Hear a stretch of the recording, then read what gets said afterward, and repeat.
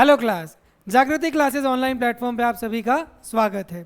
आज हम class 10th के chapter number 4 that is quadratic equation के बारे में बात करेंगे और बात भी करेंगे और उसके सारे बेसिक कंसेप्ट के बारे में आज जानेंगे भी। सबसे पहले बात करते हैं सर, क्वाड्रेटिक इक्वेशन होती क्या है।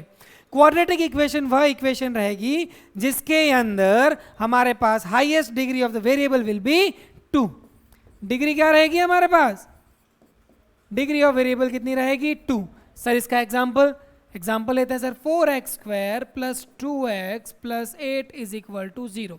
एक बात ध्यान रखना, अगर हम इक्वेशन के बारे में डील कर रहे हैं तो इक्वल टू का साइन होना बहुत जरूरी है, ठीक है।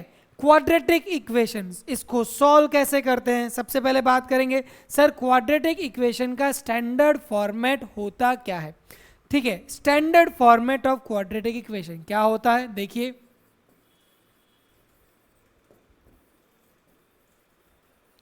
स्टैंडर्ड फॉर्मेट होता है हमारे पास ax square plus b x plus c is equal to 0, ठीक है बेटा। इसके अंदर हमारे पास जो x है वो किसकी तरह बिहेव कर रहा है? वेरिएबल। वैसे हमने पॉलिनोमियल के अंदर सब कुछ अच्छे से जान लिया है कि सर कोफिशिएंट क्या होते हैं, वेरिएबल क्या होते हैं, डिग्री क्या होती है, लीनियर क्या होते हैं, क्वाड्रेटिक क्या होते हैं, क्यूबिक क्या होता है, ये सब हमने पूरा अच्छे से पॉलिनोमियल चैप्टर के अंदर पढ़ रखा है। लेकिन यहाँ पे एक बार वेरिएबल का छोटा सा हम रिवीजन करते हैं। वेरिएबल वह होता है जिसकी वैल्यू वेरी करती है, किसकी? जिसकी वैल्यू वेरी करती है वो कहलाता है वेरिएबल। फिर हम बात करते हैं सर कोफिशिएंट क्या है।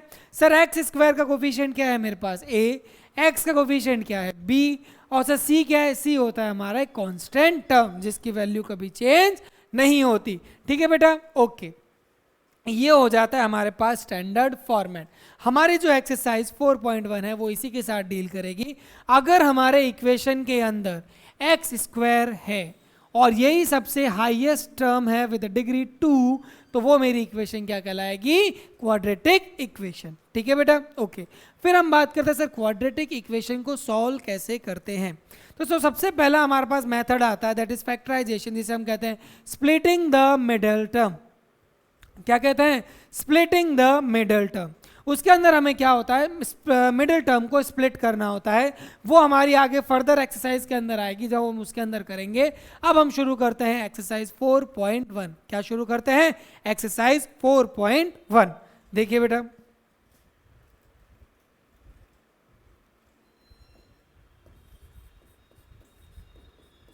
एक्सरसाइज 4.1 के अंदर क्वेश्चन नंबर 1 हमें क्या कहता है?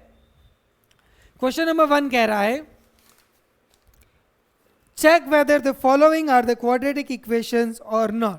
तो जो सबसे पहला पार्ट है हमारे पास, x प्लस 1 का whole square is equal to 2x minus 3। Second part will be your homework. Third part, x minus 2 x plus 1 is equal to x minus 1 x plus 3, ठीक है बेटा। पहले हम इन दो पार्ट को सॉल्व करते हैं।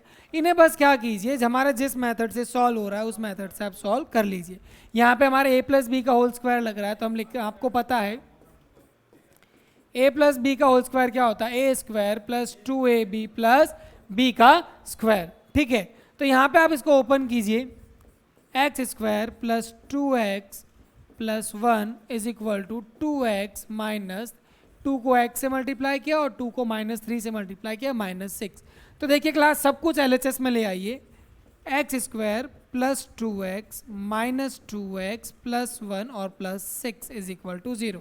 -6 हो गया, उधर हो गया +6 और प्लस 2x और इधर हो गया -2x। एक्स एक्स कट गया तो मेरे पास बचा x square plus 7 is equal to 0।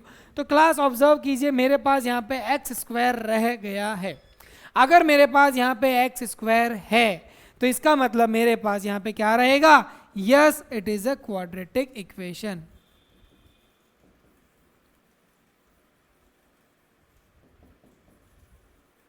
तो ये मेरे पास क्या हो गई? क्वाड्रेटिक इक्वेशन, ठीक है बेटा, ओके।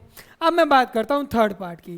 थर्ड पार्ट में आपको पता है यहाँ पे हमें क्या करना है? सब ब्रैकेट का ब्रैकेट से मल्टीप्लाई कर दीजिए। x into x, x square, x into 1 x minus 2 into x minus 2x minus 2 into 1 minus 2 x into x, x square, x into 3 3x, -1 into x minus x और -1 into 3 -3। तो देखिए class x square से x square cancel हो गया। अब अगर आप observe करोगे सर मेरे इक्वेशन में एक्स स्क्वायर तो बचा ही नहीं, आंसर तो नो हो गया। एक बार आप इसे अरेंज करना चाहते हो तो अरेंज कर लीजिए। ये बचा -x -2 2x -3, ये सब आप इधर भेज दीजिए LHS में। -x -2x -2 + 3 is equal to 0। तो ये हो गया मेरे पास -3x + 1 इज इक्वल टू 0। और हम लिखेंगे no it is not a quadratic. ये हमारे पास क्वाड्रेटिक इक्वेशन नहीं है। ठीक है बेटा, ओके। अब हम बात करते हैं क्वेश्चन नंबर 5th पार्ट की। किसकी बात कर रहे हैं? 5th पार्ट की। 4th part will be your homework. अब हम बात कर रहे हैं किसकी? 5th पार्ट की। 5th पार्ट में हमें क्या दे रखा है? हम बात कर रहे हैं 6th पार्ट की, क्योंकि 4th और 5th एज इट इज हमारे 3rd पार्ट के जैसा है। अब हम बात कर रहे हैं 6th पार्ट की। 6th पार्ट में हमें क्या दे रखा है? x² + 3x + 1 is equal to x -2 का होल स्क्वायर। ठीक है बेटा, तो देखिए इसको कैसे करना है। इसको एज इट इज ऐसे ही रहने दीजिए। यहां पे लग जाएगा a - b का whole square, that is x² -4x + 4। X square से एक्स स्क्वायर कैंसिल, यहाँ पे -4x इधर आ जाएगा और 3x में ऐड हो जाएगा। ये हो जाएगा मेरे पास 7x + 1 - 4 is equal to 0। 7x - 3 is equal to 0। क्या मेरे पास इसके अंदर क्वाड्रेटिक x⁻² बचा? नहीं। तो हम क्या लिखेंगे? No it is not a quadratic equation. ठीक है बेटा, ओके। अब हम बात करते हैं हमारे last part, that is 8th part. 8th part में हमें क्या दे रखा है? x³ - 4x² - x + 1 is equal to x -2 का होल क्यूब। x -2 का होल क्यूब। तो देखिए क्लास, अब हमें इसमें क्या करना है? एज इट इज ये क्यूब वाला पड़ा है, इसे ऐसे ही रहने दीजिए। यहां पे क्या लगा देंगे? a - b का क्यूब। a - b का क्यूब क्या होता है बेटा? a³ - 3a² b + 3ab का स्क्वायर - b का क्यूब। तो पुट कीजिए सर, x का क्यूब -3a कितना हो जाएगा? x का स्क्वायर। b कितना हो जाएगा? 2 + 3 इंटू a कितना है? x, और 2 का स्क्वायर कितना हो जाएगा? 4 - 2 का क्यूब कितना हो जाएगा? 8। ठीक है, ओके। ये मेरे पास क्या है? ये मेरे पास फॉर्मूला है, तो इसको मैं अलग बॉक्स बना देता हूँ ताकि आपको कंफ्यूजन ना हो। ठीक है, ओके। अब मैं इसको वापस लिखता हूँ। देखिए बेटा, x³ से x³ कट गया। यहाँ पे क्या बचा मेरे पास? -4x² - x + 1। 3 into x², 3 into 2 6, 6 into x। तो यहाँ पे कितना आ जाएगा? -6x²। 3 इंटू 4 12, 12 इंटू एक्स, ये हो गया मेरे पास 12x। और यहाँ पे रह गया -8। इसको इधर भेज दीजिए। -4x² + 6x² -x, ये वाला यहाँ पे आ जाएगा -12x। यहाँ पे रह गया +1 और यहाँ पे इधर आके ये हो जाएगा +8 इज इक्वल टू 0। ऑब्जर्व कीजिए, ये बचा मेरे पास 2x² - 13x + 9 is equal to 0। तो देखिए क्लास, मेरे पास यहाँ पे x² बचा है, तो हम इसके पास क्या लिखेंगे? Yes it is a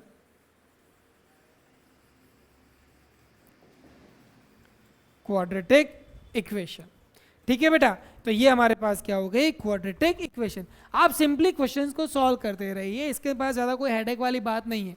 question को सॉल्व करोगे और कॉन्फिडेंस के साथ सॉल्व कीजिए। एक चीज़ ध्यान रखिए, अगर कॉन्फिडेंस है तो मैथ्स का आंसर आएगा। जाएगा कहाँ? आंसर तो आएगा। ठीक है बेटा, ओके। अब हम क्या करते हैं? नेक्स्ट क्वेश्चन की तरफ मूव करते हैं। नेक्स्ट क्वेश्चन में हमें क्या दे रखा है? Represent the following situation in the form of a quadratic equation. हमें सिर्फ रिप्रेजेंट करनी है, सॉल्व नहीं करनी है, क्योंकि सॉल्व करने वाला मेथड अभी तक हमने सीखा ही नहीं है। तो ध्यान रखना क्लास, सॉल्व करने वाला मेथड अभी तक हमने सीखा ही नहीं है, तो इसलिए हमें ये क्वेश्चंस केवल रिप्रेजेंट करने, मतलब क्वाड्रेटिक इक्वेशन बना के छोड़ देना। सबसे पहला क्वेश्चन हमें क्या कहता है, first part, the area of a rectangular plot is, area of rectangular plot कितना दे रखा है, 528 मीटर स्क्वायर, ठीक है। The length of the plot is one more than according, okay, तो let the length and breadth be x and y respectively. Respectively क्या represent करता है कि सर लेंथ है एक्स और ब्रेथ है वाई, ठीक है बेटा, ओके। अब देखिए हमें क्या करना है, हमें क्वेश्चन में क्या दे रखा है, the length of the plot is one more than twice its breadth, the length of the plot, so according to question length is one more than twice its breadth, तो यानी 2 इंटू ब्रेथ प्लस 1, मतलब breath को double करो, उसमें 1 add कर दो, length थी मेरी x, तो ये हो गई 2y plus 1। Is it fine बेटा, यस और no? The length of the plot is one more than twice its breadth, okay. अब हमें क्या करना है, find the length and the breadth, okay class. अब हमें इसको सॉल्व कैसे करें, तो देखिए बेटा, हमारी जो सेकेंड इक्वेशन है वो हमें किस तरह से दे रखी है, देखना अगेन, हमें एरिया दे रखा था, एरिया कितना था 528, length into breadth is equal to 528। हमारे पास x की वैल्यू कितनी थी बेटा, equation number 1, equation number 2, put the value of x in equation number 2 from equation number 1, तो ये मेरे पास वैल्यू आ गई 2y plus 1 multiply by y is equal to 528, ठीक है बेटा। तो देखिए मल्टीप्लाई कीजिए इसे, 2y square plus y is equal to 528, ठीक है। इस 528 को इधर भेजिए, 2y square plus y minus 528 is equal to 0, ठीक है बेटा, यस और नो? तो 2y square plus y minus 528 is equal to 0, ये हमारी इक्वेशन को मैंने रिप्रेजेंट कर दिया है। क्वेश्चन को ध्यान से सुनिएगा, क्वेश्चन में मुझे केवल रिप्रेजेंट करनी है, सॉल्व नहीं करनी है। ये सॉल्व हम बाद में करेंगे जब हम इसको सॉल्व करने का मेथड सीखेंगे, वरना मेथड ही नहीं सिखाया सॉल्व करने का, मैं डायरेक्ट कैसे सॉल्व करवा दूं आपको, ठीक है बेटा। और क्वेश्चन में भी यही पूछा गया है, रिप्रेजेंट, रिप्रेजेंट कीजिए, मैंने इस क्वेश्चन को रिप्रेजेंट कर दिया है, ठीक है बेटा, okay. Now we are heading for the second part. Second part हमें क्या कहता है, सेकेंड पार्ट हमें ये कह रहा है the product of two consecutive positive integer. तो सबसे पहले सवाल आता है कि सर कॉन्जिक्यूटिव पॉजिटिव इंटीजर क्या होता है। कॉन्जिक्यूटिव का मतलब होता है एक के बाद एक आने वाले नंबर, जैसे 2, 3, 4, 5, इन सब में एक एक नंबर। अगर मैंने नंबर एज्यूम कर लिया x, तो दूसरा नंबर कितना हो जाएगा x प्लस 1। जब भी आपको कंटिन्यू कॉन्जिक्यूटिव पॉजिटिव इंटीजर बोला जाए तो आपको एक नंबर को कंसीडर करना है x और दूसरे नंबर को कंसीडर करना है x plus 1। Let the two positive consecutive numbers be x and x plus 1 respectively, ठीक है। अब हमें क्वेश्चन में क्या दे रखा है, the product of two consecutive positive integer is 306। तो according to question x into x plus 1 is equal to 306। ठीक है, यही हमें क्वेश्चन में दिया हुआ है। इन दोनों को मल्टीप्लाई कर दीजिए, x into x x square, x into 1 x is equal to 306। ये हमारे स्टैंडर्ड फॉर्मेट में क्या होता है, RHS में हमेशा 0 होता है, तो x square plus x minus 306 is equal to 0 and this is my answer. क्योंकि मुझे इक्वेशन को केवल रिप्रेजेंट करना था, क्या करना था, केवल रिप्रेजेंट करना था। मैंने आपके सामने रिप्रेजेंट कर दिया है, so this will be my answer. ठीक है बेटा, ओके।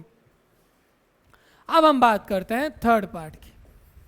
थर्ड पार्ट हमें क्या कह रहा है, ध्यान से सुनिएगा। Rohan's mother is 26 older than him. तो देखिए, let the age of Rohan be x years and his mother's age be y years। ठीक है, रोहन की एज को मैंने x मान लिया और उसकी मदर की एज को मैंने y years मान लिया। ठीक है, Rohan's mother is 26 older than him. तो अकॉर्डिंग टू क्वेश्चन रोहन की मदर की एज क्या है, y is equal to x plus 26। ये हो गई मेरी इक्वेशन नंबर 1। क्योंकि रोहन की मदर की एज रोहन से 26 साल ज्यादा है, तो मैंने क्या कर दिया, y is equal to x plus 26। Second condition हमें क्या दे रखी है, the product of their ages, again the product of their ages 3 years from now. तो okay, ages after 3 years from now, मतलब आज से 3 साल बाद। तो रोहन की एज कितनी हो जाएगी, x प्लस 3, और मदर की एज कितनी हो जाएगी, y प्लस 3। ठीक है, अब हमें क्वेश्चन में क्या दे रखा है,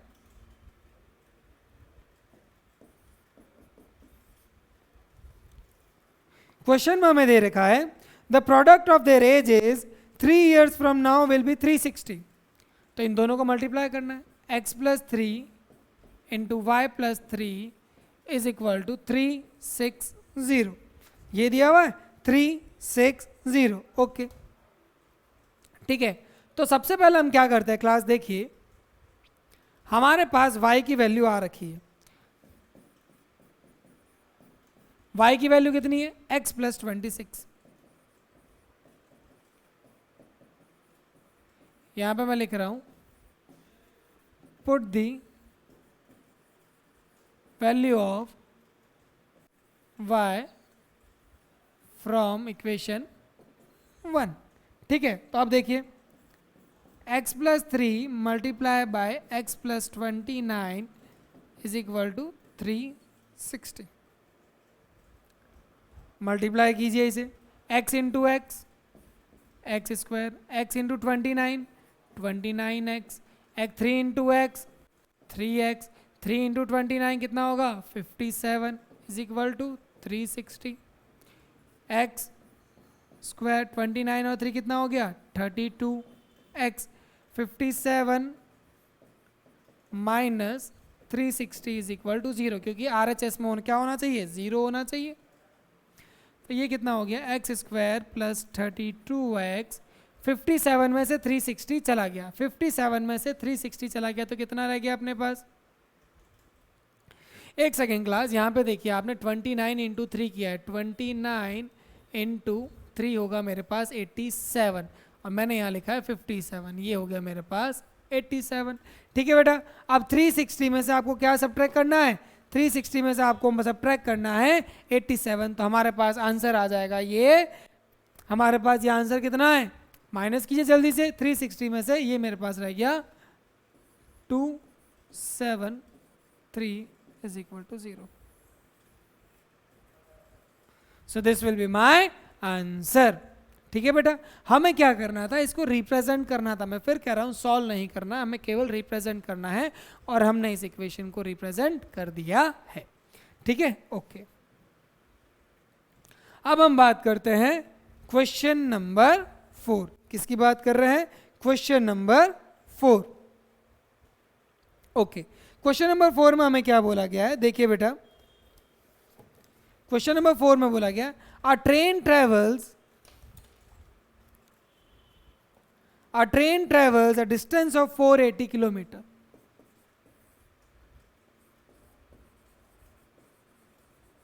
तो सबसे पहले डिस्टेंस कितना है, जो भी गिवन है वो सारी इंफॉर्मेशन लिख दीजिए। A train travels a distance of 480 kilometre at a uniform speed. So let the uniform speed of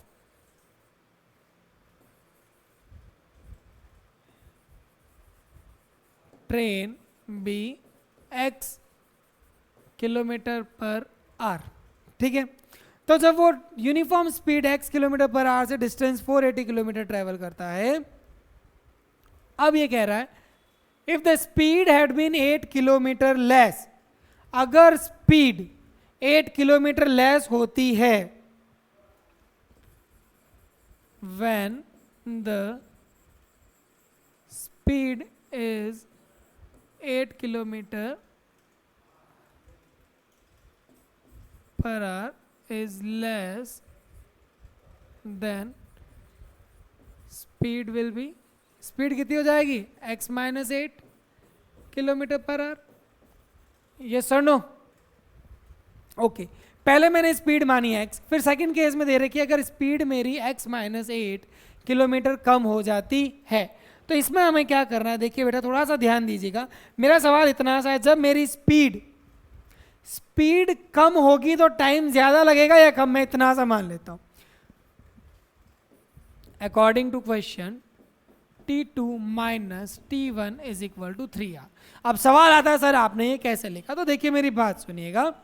second case में स्पीड कम है, आप खुद सोचिए बेटा, अगर मेरी स्पीड जैसे मान लो 10 किलोमीटर की स्पीड से मैं चल रहा हूं तो मुझे टाइम ज़्यादा लगेगा, और अगर मैं स्पीड 50 की स्पीड से तो टाइम कम लगेगा।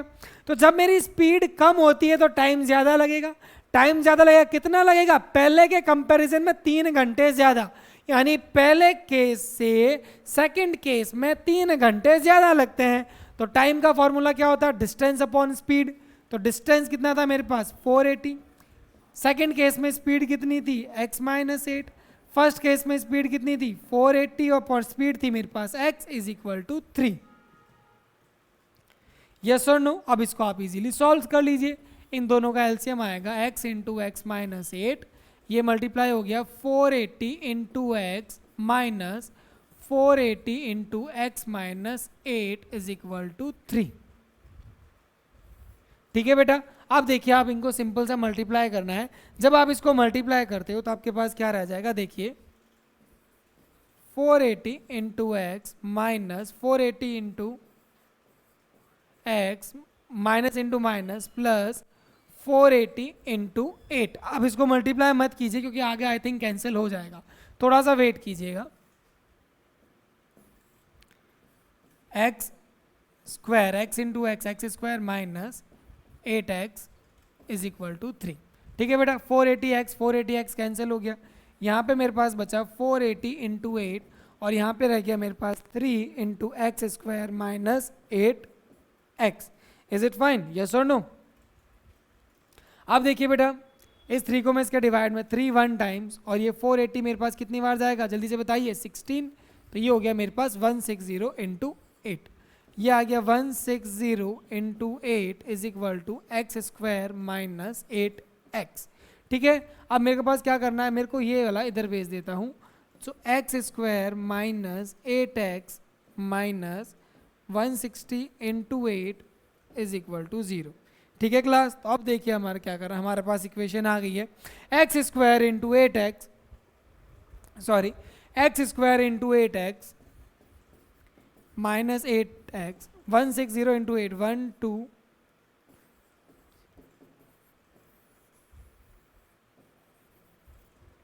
ठीक है बेटा, 16 इंटू 8 128, पीछे लग गया 0, ये हो गया मेरा x square minus 8x minus 1280। ठीक है बेटा, so with this we have completed this question. अब मेरी बात सुनिएगा, अभी तक हमने इन क्वेश्चंस को सॉल्व नहीं किया। क्यों नहीं किया सर सॉल्व? क्योंकि सर हमने अभी सॉल्व करने का तरीका सीखा ही नहीं है। हमने सॉल्व करने का तरीका सीखा ही नहीं है, वो हम सीखेंगे exercise 4.2। So now class it's time to say goodbye. आज का हमारा वीडियो यहीं पे समाप्त होता है, आज की समय सीमा यहीं पे समाप्त होती है। आप हमारे वीडियो के साथ जुड़े रहिएगा। It's time to say good bye. Good day बेटा, टेक केयर।